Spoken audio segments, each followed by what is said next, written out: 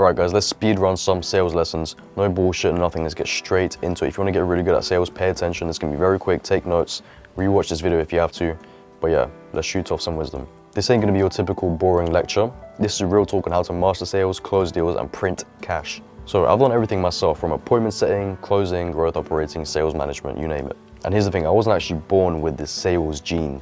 I learned the game, and today, I'm going to hand you the cheat codes. Now, whether you like it or not, you're a salesperson, all right? Everyone knows this. Even if you think you're not. Selling yourself on a date, sales. Convincing your friend to watch your favorite Netflix show, I don't know, sales. Convincing your boss to promote you, sales. So if you can't sit through this knowledge I'm about to give you for free, then honestly, you're probably not gonna make it. But if you're serious about leveling up, then keep watching. Let's get into it. Authenticity is your superpower. First things first, right? Stop trying to be slick. Forget all the stuff about, you know, tricking, manipulating people into buying. You know those really shady $2.99 tags that make you think you're saving money, but you're actually not. That's not even sales, that's deception. The best salespeople in the world are authentic. They make real connections. I actually sold my first gig at 15 years old by just being honest, right?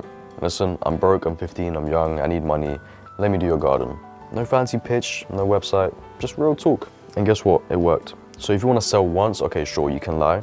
But if you want to build relationships and repeat business, then you have to be authentic. Over, deliver like a beast. If you want people to trust you, do more than you actually promised. Simple. You have to go above and beyond. Clients don't just stop at one purchase. They invest in businesses, they partner with you, they stay loyal for years, even decades, all because you over-deliver. When you're selling something, ask yourself, can I over-deliver on this? If the answer is no, then don't sell it, because your reputation is everything. Now, make sure to find your style. Listen, not everyone's gonna sell in the same way. Some people are extroverted, some people are introverted. You're gonna have different energy. One time I closed the deal by just being really laid back. I sat back in my chair, mirrored the prospect.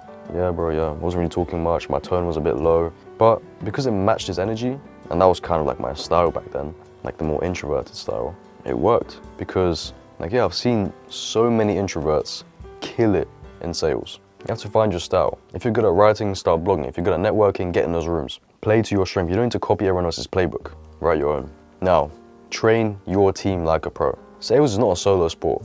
As much as you think it is, it's not. If you're building a business, the whole team needs to be on the same page. They have to understand the vision, the why, the purpose. Even your mom should know how to pitch your product, all right? No joke. You have to train everyone around you to be an extension of your brand. The more people actually believe in what you're doing and the more conviction they have, they're naturally gonna sell it for you. Now, remember, sales is a system. These are the rules, the main rules, 3, and once you remember them, you're gonna be unstoppable. 1, identify who actually needs your product, your ICP, your ideal client profile. Don't waste time trying to sell pens to people that don't write. Don't waste time trying to sell cars to people in wheelchairs. Don't waste time trying to sell meat to vegans. I don't know. Build relationships, right? Because people buy from people they like. They buy from people they trust, but people they like, they more likely trust them. 3, present the product. Once they need it and like you, the sale almost closed itself. Most people actually skip to step 3 and wonder why they can't close any deals. So yeah, don't be most people. Now let's get into leverage. When you're starting out, no one knows who you are. But once you've got one big client, bro, leverage fuck out of it. Because you can use these testimonials, you can use the experience that you gain with that client, you can use their results, you can put it on your website, your Instagram, you can put it on your social medias, you can put it everywhere. Leverage that one testimonial and you're gonna get a lot more business. Now, make sure to sell the outcome, don't sell the product. This is very, very key, which I see a lot of people make mistakes on. They sell on things like, yeah, so our program, it has an app which you can do this, and this app has these kinds of functions, and yeah, because this app has, and this app, and this app, and this app, and this app, no one cares about the app, all right? They care about the transformation, where they're gonna get, how this app is gonna take them from here to here. That's what they care about. They don't care about the what, they care about the why. Don't sell the steak, sell the sizzle. Think of it like this. Apple, this laptop. Apple, they're not selling you a laptop with a fancy processor, with an 8 GPU, 16 GB RAM, like whatever the hell this is, right? They're selling you creativity, innovation, a lifestyle. That's how Apple markets. What outcome does your product deliver? That's what you have to focus on. Now, always make sure to only sell as well what you believe in.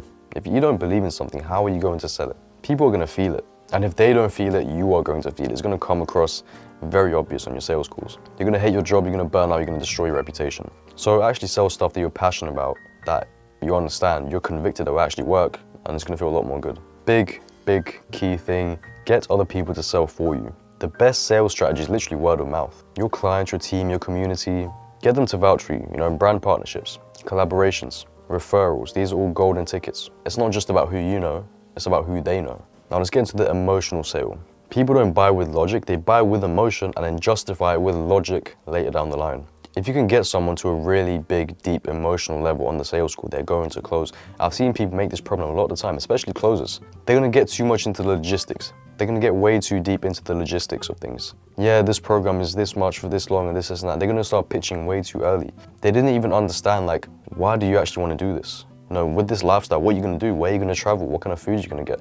You know, what is it gonna do for your family, your girlfriend? How is she gonna feel? These are all key things that you have to make people emotional about, because then when you go to logistics, it's gonna make more sense to them because they're in that emotional buying state. If your product aligns with their mission, their purpose, their why, then people are really gonna stand behind it.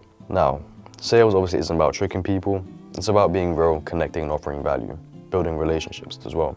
If you follow these steps, you're not only gonna build a career, but you're gonna close more deals, make money, and actually build a life that you're proud of. So if you got some value from this, make sure to like, subscribe, and I'll see you on the next one. Take care.